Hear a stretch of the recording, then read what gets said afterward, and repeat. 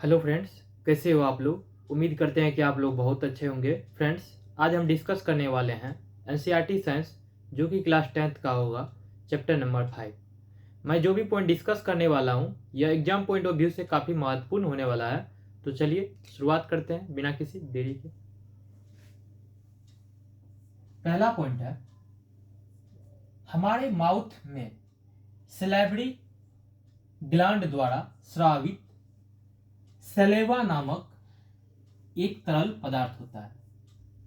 हमारे मुंह जो होता है, इसमें किसके द्वारा? सैलिवरी ग्लैंड, इसी को ध्यान रखना है।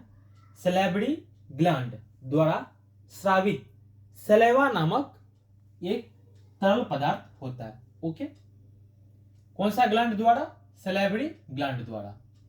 ओके, नेक्स्ट पॉइंट है, सलेवा में सैलिवरी एमाइलेज, सलेवा में सैलिवरी एमाइलेज नामक एक एंजाइम होता है जो स्टार्च को तोड़ता है, जो सरल शर्करा देने के लिए जटिल अणु है।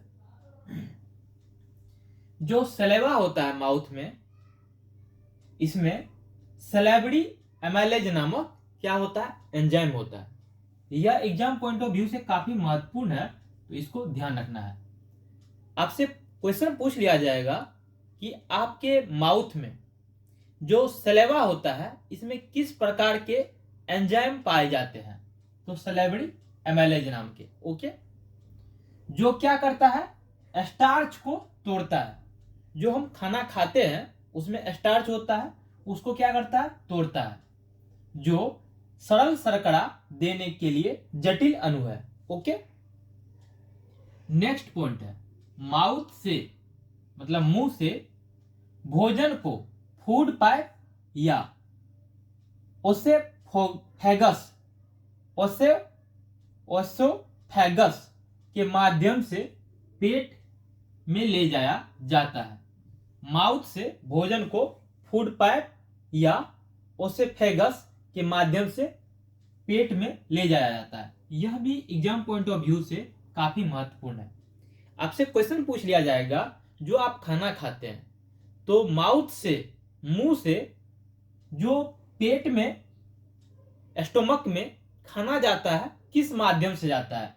तो या तो फूड पाइप से या ओसेफेगस नाम के जो बॉडी में होते हैं,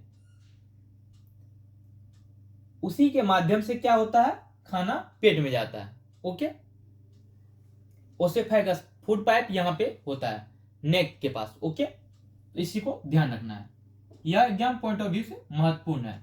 या तो आपसे क्वेश्चन में ये फूड पाइप ऑप्शन दे दिया जाएगा या ओसोफेगस दे दिया जाएगा, तो इसी को ध्यान रखना है। नेक्स्ट पॉइंट है, स्टोमक में पाचन का ध्यान, स्टोमक में पाचन का ध्यान स्टोमक की दीवार में मौजूद गैस्ट्रिक ग्लैंड द्वारा रखा जाता है।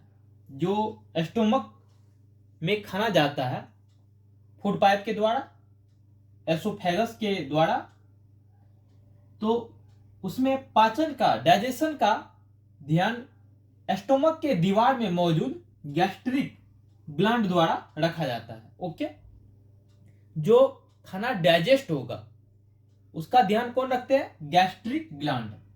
ओके, तो इसको ध्यान रखना है।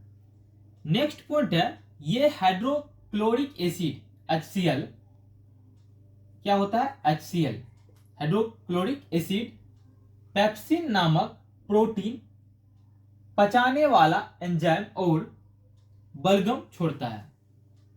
जो स्टोमक है उसमें HCl, पेप्सिन नामक प्रोटीन पचाने वाला एंजाइम होता है। स्टोमक में क्या होता है? ऐसे इसको आप ध्यान रखना है, पेट में पेप्सिन नामक प्रोटीन पचाने वाला एंजाइम होता है। ओके, पेट में ये हाइड्रोक्लोरिक एसिड HCl भी होता है, इसी को भी ध्यान रखना है। नेक्स्ट पॉइंट है, म्यूकस। समान परिस्थितियों में एसिड की क्रिया से पेट की आंतरिक परत को प्रोटेक्ट करता है। जैसा कि आप जानते हैं पेट में क्या रहता है, HCl, जो कि खाना डाइजेस्ट के लिए महत्वपूर्ण इनका कंट्रीब्यूशन रहता है, योगदान रहता है। तो हाइड्रोक्लोरिक एसिड ये काफी एसिडिक नेचर का है, तो इससे पेट को प्रोटेक्ट करने के लिए, इससे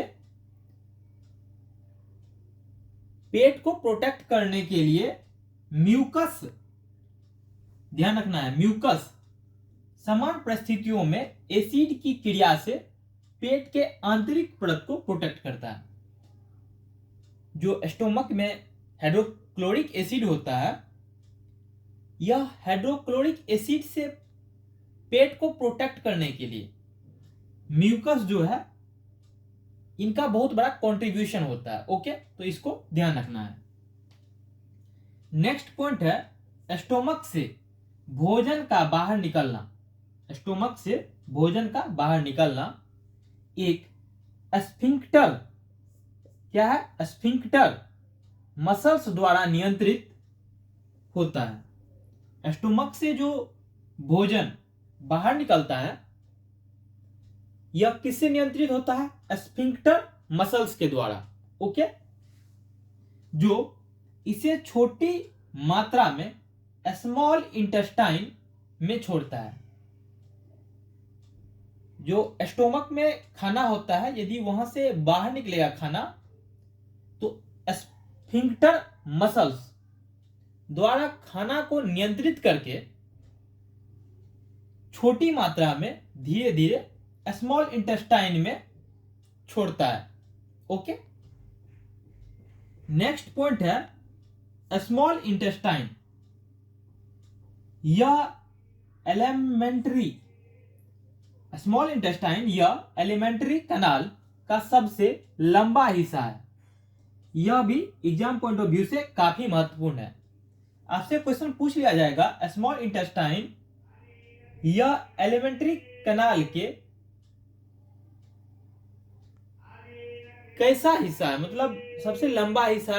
कहने का मतलब जो एलिमेंट्री कैनाल होते हैं इसमें स्मॉल इंटेस्टाइन जो है यह सबसे लंबा होता है। इसका कहने का मतलब यह है, जो व्यापक कुंडलित होने के कारण एक कॉम्पैक्ट स्पेस में फिट होता है।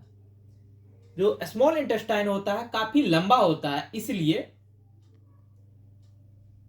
मतलब व्यापक कुंडलित होने के कारण यह क्या होता है, एक कॉम्पैक्ट स्पेस में फिट होता है। क्योंकि स्मॉल इंटेस्टाइन एलिमेंट्री कैनाल का क्या है, सबसे बड़ा हिस्सा है। ओके, तो इस चीज को ध्यान रखना है।